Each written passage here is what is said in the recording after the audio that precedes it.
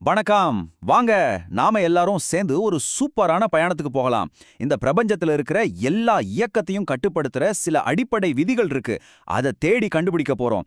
சொல்லப்போனா இயக்கத்தோட ரகசிய குறியீட உடைக்க போறோம். நீங்க எப்பாவது யோசிச்சு பார்த்திருக்கீங்களா? நாம ஒரு பந்த தூக்கி எறிஞ்சா அது ஏன் அப்படி ஒரு அழகான வளைவுல போய் கீழே விழுது? இல்லனா ராக்கெட் வேகத்துல சுத்திட்டு இருக்கிற ஒரு சேட்டலைட் ஏன் பூமி மேல வந்து விழாம அதோட பாதையிலே கரெக்டா நிக்குது? இதெல்லாம் பார்க்க ஏதோ மேஜிக் மாதிரி தோணலாம் இல்லையா? ஆனா இது மேஜிக் எல்லாம் கிடையாது. இதுக்கு பின்னாடி சில மறைக்கப்பட்ட விதிகள் இருக்கு. நகரக்கூடிய எல்லாத்தையும் கட்டுப்படுத்துற ஒரு யூனிவர்சல் கோடு.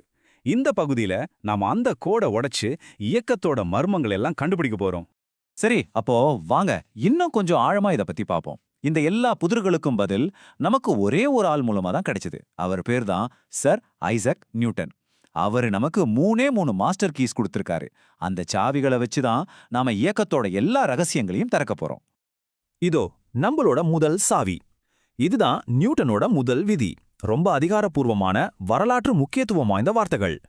சிம்பிளா சொல்லணும்னா, ஒரு பொருளை நாம தொந்தரவு பண்ணாத வரைக்கும் அதை என்ன செஞ்சிட்டு இருக்கோ அதையே தான் தொடர்ந்து செய்யும்னு இந்த விதி சொல்லுது. இன்னும் ஈஸியா புரிஞ்சுக்கணும்னா பொருட்களை எல்லாம் ஒரு சோம்பேறி மாதிரி கற்பனை பண்ணிக்கோங்க. அது பாட்டுக்கு இருக்கிற இடத்த விட்டு நகரவே விரும்பாது. ஒரு பொருள் எவ்வளோ வெயிட்டா இருக்கோ அந்த அளவுக்கு அதோட சோம்பேறித்தனம் அதிகமா இருக்கும். சயின்ஸ்ல இந்த சோம்பேறித்தனத்தை தான் நாம சடத்துவம் அல்லது இனர்ஷியான்னு சொல்றோம். சரி, இப்போ ரெண்டாவது சாவிக்கு வருவோம். இதுதான் நியூட்டனோட ரெண்டாவது விதி. முதல் விதி ஒரு பொருள் ஏன் அதோட நிலையை மாத்திக்காதுன்னு சொல்லுச்சு. ஆனா இந்த ரெண்டாவது விதி ஒரு பொருளோட இயக்கத்தை எப்படி மாத்துறதுன்னு சொல்ல போகுது. இதுதான் இயக்கத்தோட இன்ஜினையே நமக்கு விளக்க போகுது. அந்த பெரிய டெஃபினிஷன் இருக்குல்ல, அது எல்லாமே இந்த சின்ன ஆனா ரொம்ப சக்தி வாய்ந்த ஃபார்முலாக்குள்ள அடங்கிடும். F=m×a. அதாவது விசைங்கிறது ஒரு பொருளோட நிறை அப்புறம் அதோட முடுக்கம், இது ரெண்டையும் பெருக்குனா வர்றதுதான். இதுதான் விசை, நிறை அப்புறம் இயக்கம் மாற்றம். இது மூணுக்கும் இருக்கிற நேரடி தொடர்பு. இப்போ நம்மளோட மூணாவது கடைசி விதிக்கு வந்தாச்சு. இது ரொம்பவே ஃபேமஸான ஒரு விதி. ஆனா நிறைய பேர் இதை தப்பா தான் புரிஞ்சுக்கிறாங்க. ஒவ்வொரு வினைக்கும் சமமான எதிர்வினை உண்டு. கேட்கறதுக்கு ரொம்ப சிம்பிளா இருந்தாலும் இதோட உண்மையான அர்த்தம் ரொம்ப ஆழமானது. சோ இங்க முக்கியமான விஷயம் என்னன்னா, விசைகள் எப்பவுமே தனியா வராது, ஜோடியா தான் வரும். இத ஒரு படி சிஸ்டம் மாதிரி நினைச்சுக்கோங்க. உதாரணத்துக்கு, ஒரு ராக்கெட் புகைய கீழ் நோக்கி தள்ளுது, இது ஒரு வினை. அதே சமயம் அந்த புகை ராக்கெட்டை மேல் நோக்கி தள்ளுது, இது எதிர்வினை. பாத்தீங்களா? ரெண்டு விசை ரெண்டு வேற வேற பொருள் மேல வேலை செய்யுது. அதனாலதான் அது ஒன்னு கேன்சல் பண்ணாம ராக்கெட் மேல போடுது. நியூட்டனோட இந்த மூணு விதிகளும் சேர்ந்து நம்மள ரொம்ப முக்கியமான கான்செப்ட்க்கு கூட்டிட்டு போகுது. அதுதான் உந்தம், அதாவது மொமெண்டம். சிம்பிளா சொன்னா ஒரு பொருளோட இயக்கத்தோட அளவு தான் இது. அதாவது உந்தம் அப்படிங்கிறது ஒரு பொருளோட நிறையையும் அதோட வேகத்தையும் பெருக்குனா வர்றது தான். ஒரு பொருள் வேகமா போயிட்டு இருக்கும்போது அதை நிறுத்துறது எவ்வளோ கஷ்டம்னு சொல்றது தான் இந்த உந்தம். இங்க ரொம்ப முக்கியமான விஷயம் என்னன்னா, எந்த ஒரு வெளி விசையும் இல்லாத ஒரு சிஸ்டம்ல மொத்த உந்தம் எப்பவுமே மாறாம அப்படியே இருக்கும். இதுக்கு பேரு தான் உந்த அழிவின்மை விதி. இப்போ இந்த டேபிள பாருங்க.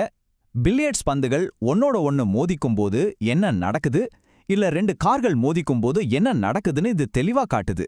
எந்த மோதுதலா இருந்தாலும் சரி, உந்தம் எப்பவுமே மாறாது. ஆனா மீளும் மோதுதல்கள்ல மட்டும்தான் இயக்க ஆற்றலும் மாறாம இருக்கும்.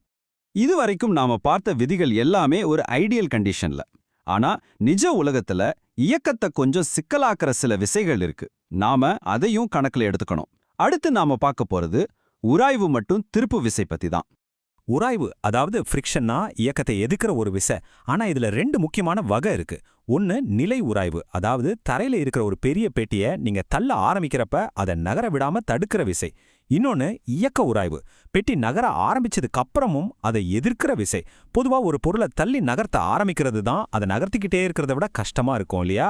விசைகள் ஒரு பொருளை நேரா மட்டும் தள்ளாது, சில சமயம் அதை சுழலவும் வைக்கும். அப்படி ஒரு பொருளை சுழல வைக்கிற அந்த விளைவுக்கு பேர் தான் திருப்பு விசை, அதாவது டார்க். ஒரு கதவை திறக்கிறத யோசிச்சு பாருங்க. கைப்பிடிய புடிச்சு தள்ளுனா ஈஸியா திறக்கும். ஆனா அதே கதவை கீழ் பக்கத்துல போய் தள்ளுனா ரொம்ப கஷ்டமா இருக்கும். இதுக்கு காரணம் திருப்பு விசை தான். ஓகே, இப்போ நம்ம கிட்ட நியூட்டனோட விதிகள் இருக்கு. நிஜ உலகத்துல இருக்கிற உராய்வு, திருப்பு விசை மாதிரியான விசைகளை பத்தியும் தெரிஞ்சுக்கிட்டோம். இது எல்லாத்தையும் ஒன்னா பயன்படுத்தி எந்த ஒரு இயக்க புதிரையும் சால்வ் பண்றதுக்கு ஒரு சூப்பரான கருவி இருக்கு. அந்த கருவிக்கு பேர் தான் கற்றற்ற விசை வரைபடம், இல்லனா சுருக்கமா FBD. இது ஒரு பிசிக்ஸ் சயின்டிஸ்டோட ப்ளூ பிரிண்ட் மாதிரி. ஒரு பொருள் மேல என்னென்ன விசைகள் எல்லாம் வேலை செய்யுதுன்னு படம் வரைஞ்சு காட்டுற ஒரு சிம்பிள் டூல். எந்த ஒரு சிக்கலான பிரச்சனையையும் இது ரொம்ப எளிமையாக்கிடும். ஒரு FBD வரையறது ரொம்ப சுலபம். ஸ்டெப் 1, நீங்க எந்த பொருளை பத்தி அனலைஸ் பண்ணணுமோ அதை மட்டும் தனியா எடுத்துக்கோங்க. ஸ்டெப் 2, அது மேல என்னென்ன விசைகள் எல்லாம் வேலை செய்யுதுன்னு கண்டுபிடிங்க. ஸ்டெப் 3, ஒவ்வொரு விசையையும் ஒரு அம்புக்குறியா வரைங்க. அவ்வளவுதான்.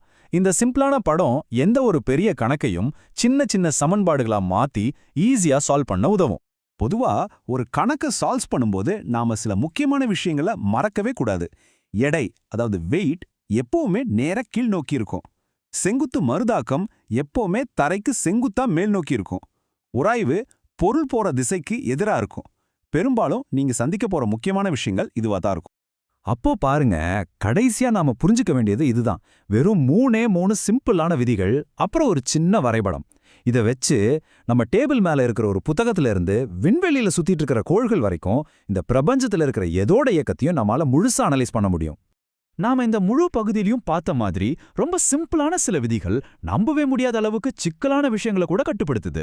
நாம தூக்கி எறிகிற ஒரு சின்ன கல்லுல இருந்து பிரம்மாண்டமான கோள்களோட இயக்கம் வரைக்கும் எல்லாமே இந்த விதிகளுக்கு கட்டுப்பட்டு தான் நடக்குது.